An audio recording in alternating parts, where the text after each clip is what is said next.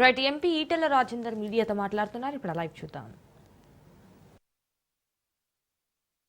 దీంట్లో ఉన్నటువంటి crux of the issue ఏంటంటే 1980 కానీ 85 కానీ 90 వరకు కొన్నటువంటి ప్లాట్లన్నీ కూడా 10,000 15,000కు సంబంధించినటువంటి ప్లాట్లే కాబట్టి, గంట వాల్యూ ఉన్నటువంటి ప్లాట్లే కాబట్టి ఎక్కడెక్కడో కొన్నారు. శ్రీకాకుళంలో ఉన్నారు కొంతమంది ఇతర రాష్ట్రాలు ఉన్నారు, కొంతమంది ఏమో కరీంనగర్ ఉన్నారు, కొంతమంది ఏమో ఎక్కడెక్కడో ఉన్నారు. ఈ ప్లాట్లు ఎక్కడున్నాయి, ఈ ప్లాట్లు ఏమవుతుందో నిత్యం చూసేవాళ్ళు కాదు కాబట్టి, చిన్న ప్లాట్ కాబట్టి ఇవాళ దాన్ని ఆసరా చేసుకొని ఇగో ఈ లోన్ ఎత్తుకొని ఈ భూమిని కబ్జా పెట్టే ప్రయత్నం చేస్తే తెలిసిన తర్వాత వెంటనే కోర్టుకు పోతే కోర్టు ఇది పనిచేసింది. వెంటనే మళ్ళీ ఏమైంది, 47 ఎకరాల భూమి మళ్ళీ ఒకసారి, అంటే ఇది ఇట్లా ఉండగానే 2006, 2007లో ఇది అంతా కూడా దొంగ డాక్యుమెంట్ తెలిసినప్పటికి కూడా, 2010లో తీర్పు వచ్చినప్పటికి కూడా, వీడు మళ్ళీ ప్లాట్ కొన్నది తెలిసినప్పటికి కూడా మళ్ళీ రెవెన్యూ డిపార్ట్మెంట్లో కొంతమంది పట్టుకొని మళ్ళీ 47 ఎకరాల భూమి 47 ఎకర్స్ భూమి అని చెప్పి మళ్ళీసారి తీసుకున్నాడు. ఆ తదుపరి మొన్న రీసెంట్గా ధరణి వచ్చిన తర్వాత రీసెంట్గా ఏం చేసిండు, ఈ 47 ఎకరాలు పోయింది 9 ఎకరాల పై చూపి తెచ్చుకున్నాడు. ఈ 47 ఎకరాలు కూడా మళ్ళీ కోర్టుకు పోయిండ్రు, కోర్టులో వాళ్ళకు అనుకూలంగా తీర్పు వచ్చింది. అంటే ఒక్క మాటలో చెప్పాలంటే ఇది ముమ్మాటికి వ్యవసాయ భూమి కాదు. నంబర్ 1, ఇది ముమ్మాటికి 2,076 మంది పట్టాలు బాధ్యత కొనుక్కొని రిజిస్ట్రేషన్ చేసుకున్నది. ఇది ముమ్మాటికి ఇది ఫస్ట్ డాక్యుమెంటు. ఇన్ని రకాలు ఉండగా కూడా ఇవాళ అక్కడ ఒక 25 మందితోటి ఈ మరి ఎంఏ రాజు అంటూ అక్కడ లేడు, భాస్కర్ రావు అంటూ అక్కడ లేడు. ఇక్కడ ఉన్నది ఎవరు అంటే ఈ భూమి అక్కడ ప్రజలకు తెలిసినవాడు ఎవరంటే వెంకటేష్. ఈ వెంకటేష్ పాలసీమ నుంచి వచ్చినాడని చెప్పి అంటూ ఉన్నారు వాళ్ళు.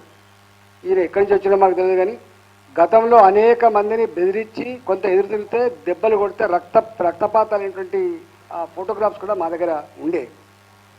అంటే మేమేమన్నామంటే, మేమన్నది కలెక్టర్ గారితో మాట్లాడినాం. కలెక్టర్ గారు ఇంత గ్లేరింగ్గా దుర్మార్గం జరుగుతూ ఉంటే, సిపి గారు ఇంత గ్లేరింగ్గా మీరు దుర్మార్గం జరుగుతూ ఉంటే ఎందుకు మీరు పట్టించుకోవట్లేదు? ఎన్నిసార్లు పోచారం సిఐ గారికి దరఖాస్తు పెట్టుకున్నా ఒక్కనాడు కూడా వీళ్ళ రిస్క్ వచ్చే ప్రయత్నం చేయలేదు, వాళ్ళు కాపాడే ప్రయత్నం చేయలే. ఎన్నాడు ఒక శ్రీనివాస్ ఈయన 40 లక్షలు పెట్టి ఇల్లు కట్టుకున్నాడు. 40 లక్షలు పెట్టి ఇల్లు కట్టుకున్నాడు. 40 లక్షలు పెట్టి ఇల్లు కట్టుకుంటే, తన ప్లాంట్లో కట్టుకుంటే ఇగో ఈ గుండాలు ఇప్పుడు వీళ్ళు ఎవరైతే వాచ్మెన్ అని చెప్తున్నా చూసావా, మేము నిన్న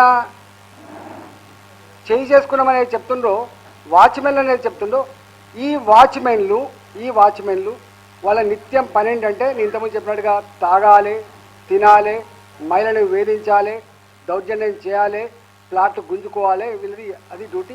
వీళ్ళు పక్కకే ఎక్కడో ఉంటారట 20-25 మంది. అయితే ఇల్లు కట్టుకుంటే ఈ గుండాలు పోయి ఆ ఇల్లును కూలగొట్టారు. చిన్న ఎంప్లాయ్ అయిన వరంగల్ ఎంప్లాయ్ ఆయన అన్నాడు, నా ఇల్లు కూలగొట్టుకోండి, మీ దండం పెడతాం, ఇది మాది, మేము కష్టపడి కట్టుకున్నాం, నా జీవితంలో మళ్ళీ నేను చేయలేను, బ్యాంకులో లోన్ తీసి కట్టుకున్నా అని చెప్పి కాళ్ళ వేళ్ళ పడ్డా కూడా వినకుండా కుర్చీ వేసిండ్రు. ఇగో నిన్న మాకు ఫీల్డ్ మీద ఎవరైనా దొరికిండ్రో ఆ గుండాలు. ఆ తదుపరి మళ్ళీ ఆయన ఏం చేసిందిగా పర్మనెంట్గా బిల్డింగ్ కట్టుకుంటూ ఉంచినట్లేరని చెప్పి చిన్న రేకుల షెడ్ వేసుకున్నాడు. మళ్ళీ సెకండ్ టైం రేకుల షెడ్ వేసుకున్నాడు. రేకుల షెడ్ వేసుకుంటే కూడా దాన్ని కూలగొట్టిండు. ఇక్కడ 7th అంటే వచ్చింది అనుకుంటా, బస్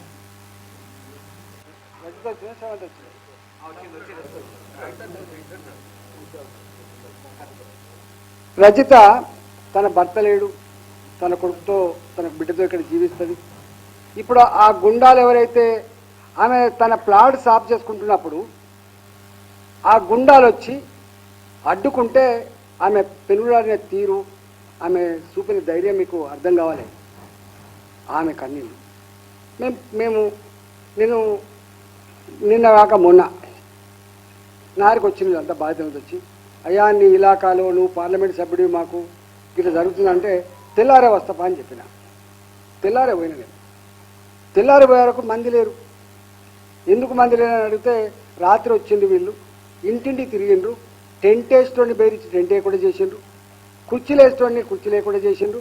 మీరు కనుక పోతే మేము అంత చూస్తామని చెప్పిండ్రు. ఎంపీ ఎవడు గింపీ ఎవడు వాడేం పిలుస్తాడని చెప్పిందయ్యా. మరి ఇట్లా అందుకనే మేము భయభ్రాంత గురైనాము అని చెప్పింది. నేను వచ్చిన కదా రా అంటే పిలువంగా ఒక 300 మంది 400 మంది వీళ్ళంతా మేరకు వచ్చింది. అంత విషయం అంతా విన్న తర్వాత ఈ శ్రీనివాస్ ఏం చేసిండు, అయ్యా నా ఇల్లు కూలగొట్టిన చూపిస్తా అని చెప్పి పోతున్నాం మేము.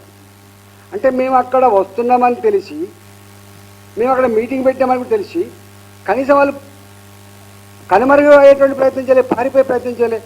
మంచిగా ఒక ఇంట్లో, ఒక ఇల్లు అంటే మామూలుగా స్లాబ్ వేసిన ఇంట్లో, అదంతా చెట్లలో ఉంటుంది, బీర్లు తెచ్చుకొని తాక్కుంటా మేము పోతున్నప్పుడు మమ్మల్ని అంటే మీరు ఏం చేస్తారు అన్నట్టుగా చేసి పోదాంపా అన్న అంటే వీళ్ళందరూ వెంటనే అన్న వీళ్ళే అన్న మమ్మల్ని ఇన్ని నెలలుగా వేధిస్తున్న వాళ్ళు, ఇన్ని నెలలుగా మా రక్తాన్ని కలచూస్తున్న వాళ్ళు, ఇన్ని నెలలుగా మా భూములన్నీ కూడా భయభ్రాంత గురించి గుంజుకుంటున్న వాళ్ళు, ఇక అసలు అక్కంటాడు వాళ్ళ గుండాలంతా వీళ్ళు ఉన్నారని అంటే మేము అక్కడికి పోయినాం. పోతేవాడు మమ్మల్ని చూసి కూడా వాడు కనీసం మర్యాద లేదు. అంటే ఎంపీ అంటే గౌరవం లేదు, ఎమ్మెల్యే అంటే గౌరవం లేదు, ప్రజలు అంటే గౌరవం లేదు. అప్పుడు మేము ఇదంతా జరిగింది. నేనేమంటున్నా, నేను ఒకటే, రేవంత్ రెడ్డి గారు ముఖ్యమంత్రి ఇవాళ ప్రజల ప్రాణాలకు ప్రజల ఆస్తులకు రక్షణ కల్పించే బాధ్యత ఉందా లేదా అని చెప్పి అడుగుతున్నాను. ఇవాళ హైదరాబాద్లో ఇది ఒకటే కాదు, ఇవాళ కొన్ని వందల లేఅవుట్లు 1980 నుంచి మొదలుపెట్టి 1990 వరకు ఈ హైదరాబాద్ చుట్టుపక్కల వందల లేఅవుట్లు జనసంచారం లేని కాడ ఎప్పుడో ఒకనాడు అక్కడికి వస్తాయని చెప్పి 30 రూపాయల నుంచి మొదలుపెట్టి 100 రూపాయల గజం కొనుక్కునే లేఅవుట్లు అన్నీ కూడా 2007లో ఒక చట్టం వచ్చింది.